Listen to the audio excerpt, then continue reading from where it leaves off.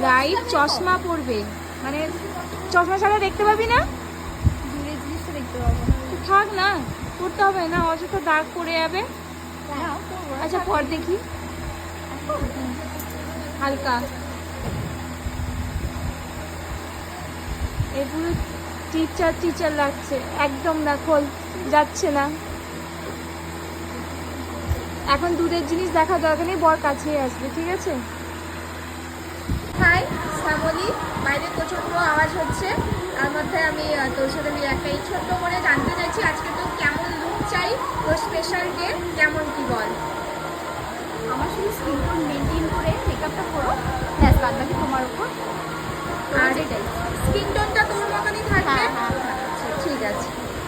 Hello everyone, Mili makeup studio and beauty academy থেকে আমি makeup artist মিলি। অনেক দিন হলো কোনো ভিডিও আপলোড করা হয়নি, কোনো ভ্লগ আপলোড করা হয়নি, তাই একটা নতুন রকমের ভিডিও নিয়ে এলাম। আমার ভিডিও জানো মানে ব্রাইড মেকিং ভিডিও। তো এটা ছিল শ্যামলির ওয়েডিং ডে। অ্যাজ ইউজুয়াল যেটা আমি করি, ফার্স্ট আমি ব্রাইডদেরকে আগে ওদের রিকোয়ারমেন্ট জেনে নিই। তো শ্যামলিরও রিকোয়ারমেন্ট কেমন ছিল সেটাও তোমরা জেনে নিলে। ও একটা সুন্দর ওর ন্যাচারাল যে স্কিন টোন ওটাই চেয়েছিল। আর সর্বপ্রথম তোমরা যেটা ভিডিওতে দেখেছিল, ও দূরের জিনিস দেখতে পায় না, বিশেষ করে কাছেরও জিনিস ঠিকঠাক মতো দেখতে পায় না। তো চশমা ছাড়া ওকে এতটা সুন্দর লাগছিল, কিন্তু চশমা পরার পর কেমন টিচার টিচার লাগছিল, তাই আমি ওকে বলছিলাম চশমাটা খুলে দিতে। তো তোমরাও জানিও যে চশমাটা পরলে বেশি ভালো লাগছে না খুলে দিলে বেশি ভালো লাগছিল।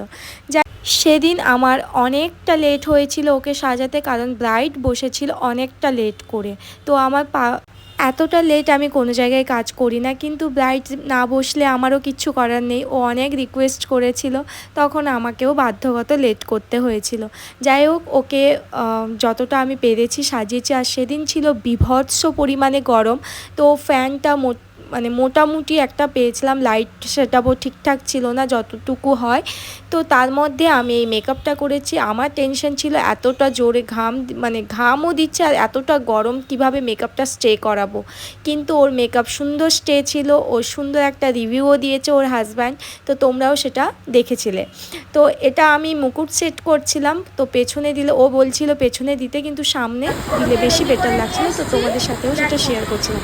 কিন্তু ও একটা রিকোয়ারমেন্ট রেখেছিল যে ওর চোখে যেন আজ কাজল না দেওয়া হয়, কিন্তু কাজল চোখে ওকে কেমন লাগছে সেটা তোমরা জানিও। এবং ও যখন পরে দেখে, ও তো মানে জাস্ট দেখছে ও নিজেকে, আগে দেখো ওর রিভিউটা ওর মুখ থেকে শুনে নাও।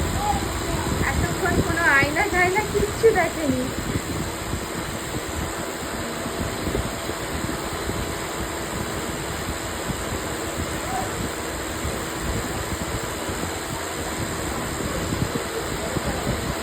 কেমন লাগছে মুখ খুলে বল,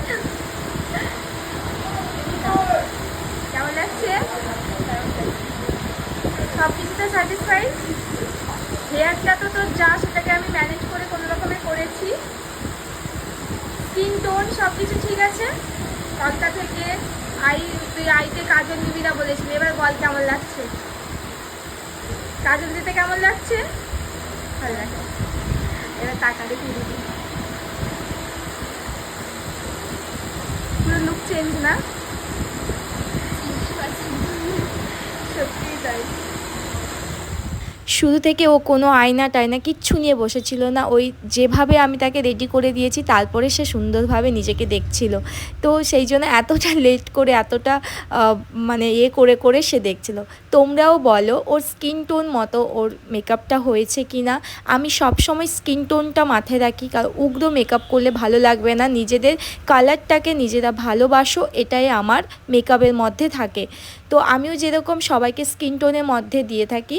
তো আমার যারা মেকআপ পছন্দ করো, অবশ্যই যারা আপকামিং ব্রাইড আছো আমাকে বুক করতে পারো। আজকের জন্য টাটা, ভালো থেকো সবাই।